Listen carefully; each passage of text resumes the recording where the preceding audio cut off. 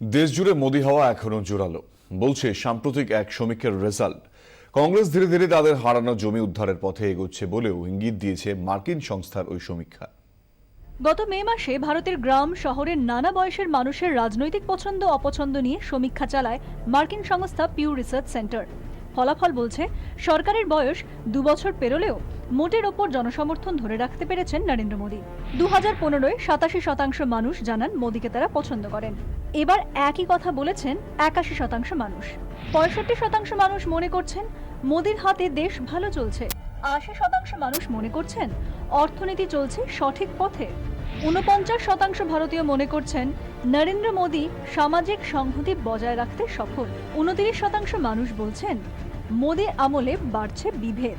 62% মানুষের মতে কর্মসংস্থান ও গরিব মানুষের উন্নয়নে প্রধানমন্ত্রী ভালো কাজ করছেন।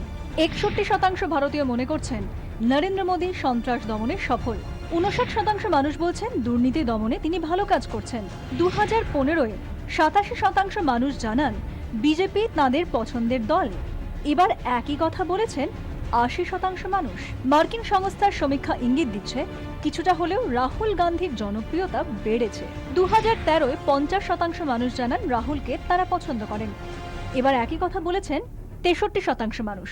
85% কংগ্রেস সমর্থক জানিয়েছেন রাহুল গান্ধী তাঁদের পছন্দের নেতা। 2015-এ 61% মানুষ জানান কংগ্রেস তাঁদের পছন্দের দল। এবার তারা সংখ্যায় সামান্য বেশি। মার্কিন সংস্থার সমীক্ষা বলছে আম আদমি পার্টির গ্রাফ ক্রমশ নিচের দিকে নামছে।